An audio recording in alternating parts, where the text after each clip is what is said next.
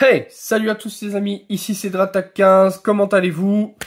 Alors aujourd'hui on va se retrouver pour une vidéo d'explication, ou plutôt on va dire une sorte de formation pour apprendre à reconnaître les fausses cartes Pokémon des vraies.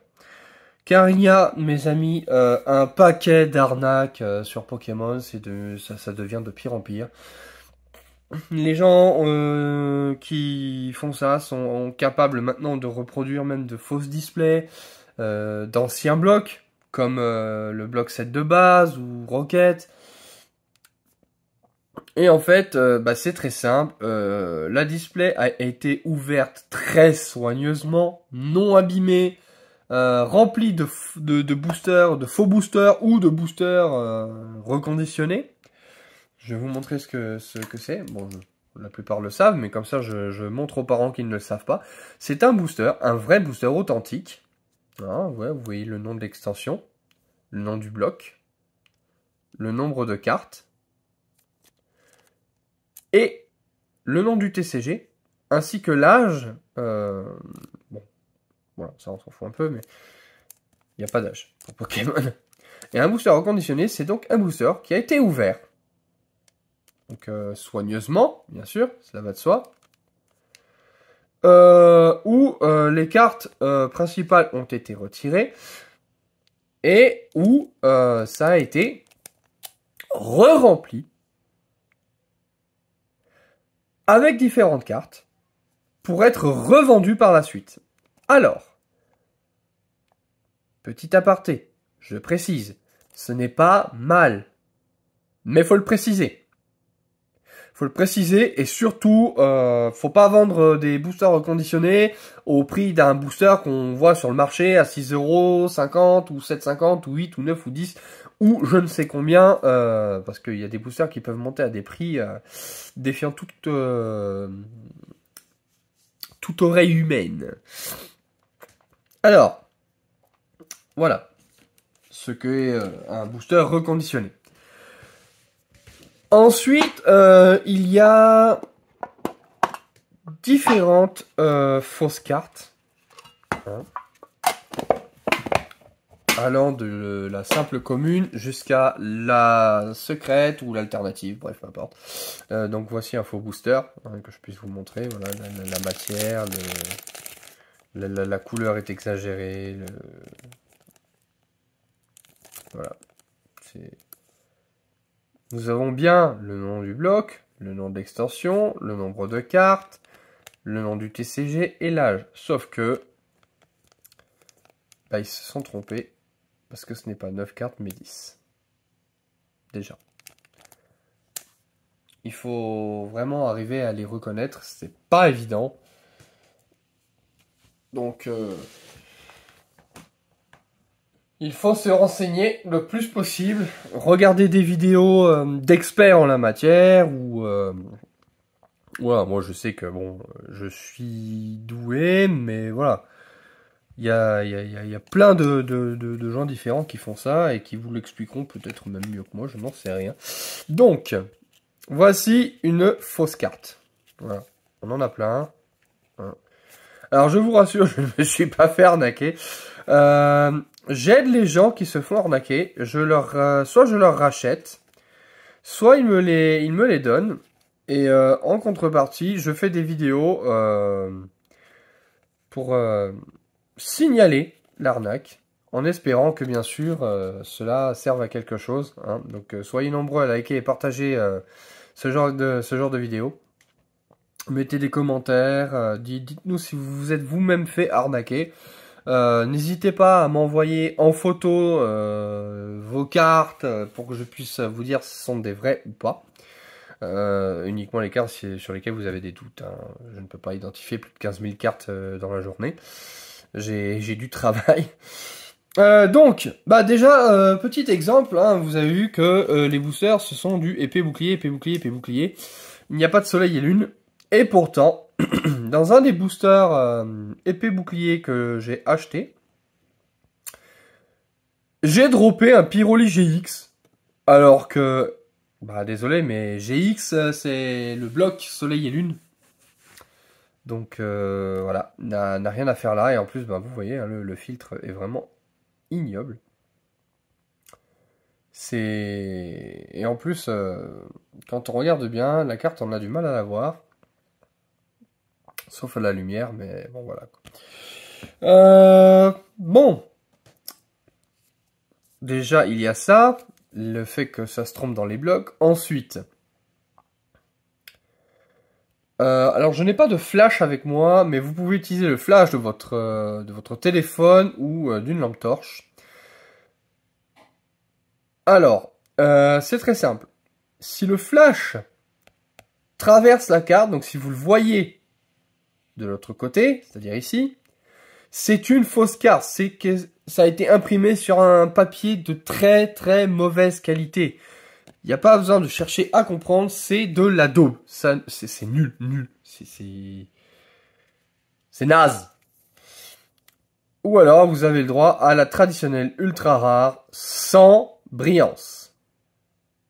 Je vous avoue que cela me fait très très très très très mal aux yeux. Et pour vous faire plaisir, nous déchirerons l'une de ces cartes avec plaisir. Pour nous soulager. Donc nous avons ça, hein, sachant que les full art sont obligés de briller. Voilà. Que ce soit les ultra normales ou les full art, elles sont censées briller. Et elles ont un filtre assez spécial. Nous avons le filtre pailleté pour les GX, ou enfin pour les GX, pardon, pour les cartes de épée et bouclier. Le filtre empreinte digitale qui a été pendant longtemps le filtre des ultra rares full art. Jusqu'à l'arrivée du bloc EB. Et comme vous le voyez, hein, là, on dirait juste une grosse reverse. Voilà. C'est vraiment naze. Voilà. C'est vraiment ignoble.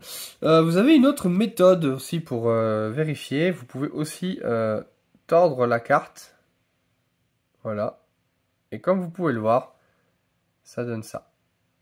Alors que sur une carte Pokémon authentique, vous pouvez tordre la carte.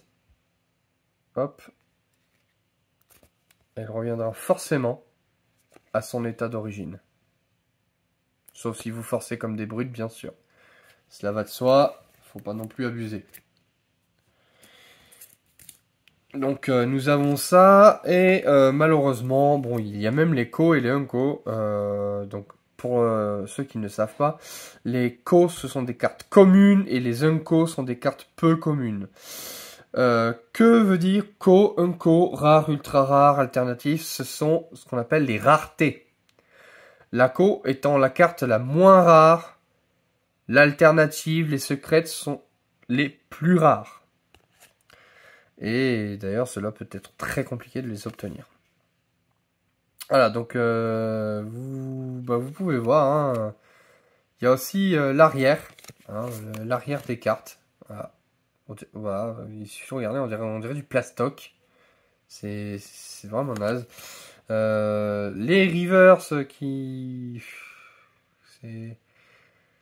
Malheureusement, il suffit de regarder l'arrière pour voir à quel point la couleur est ignoble. Voilà, hein, contrairement à une carte originale.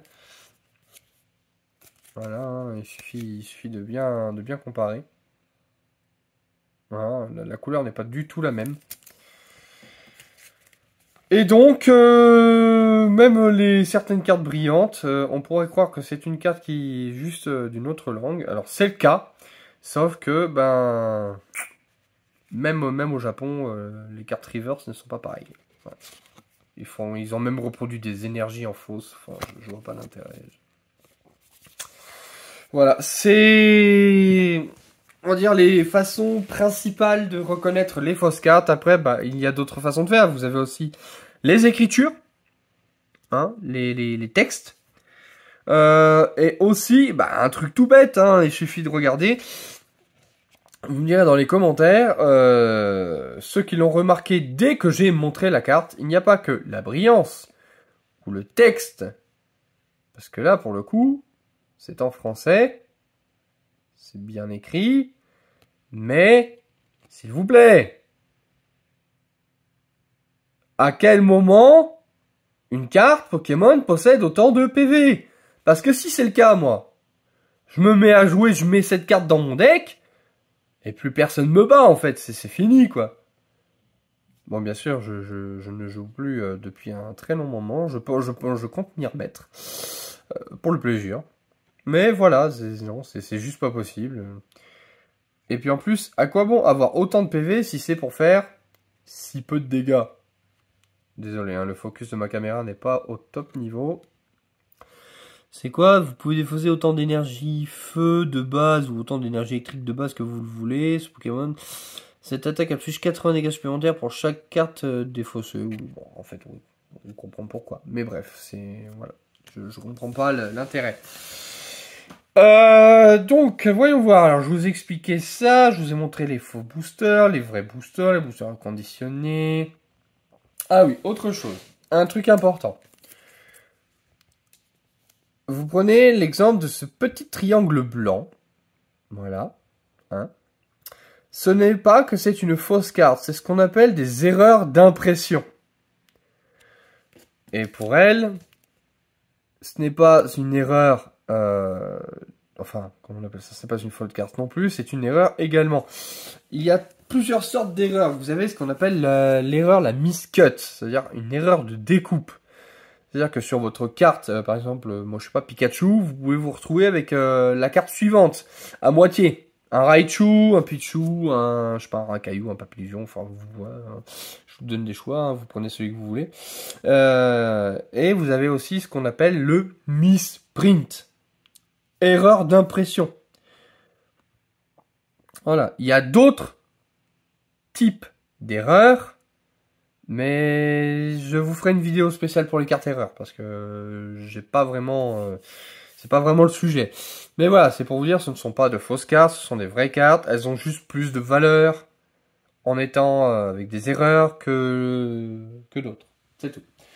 Donc, bah écoutez-moi, c'est tout pour cette vidéo. J'espère que cela vous aura bien aidé. Hein. Je me répète beaucoup, mais franchement, likez et partagez un maximum cette vidéo pour pouvoir faire en sorte que tout se passe bien. C'était Dratak15. Prenez soin de vous, prenez soin de vos proches. Salut!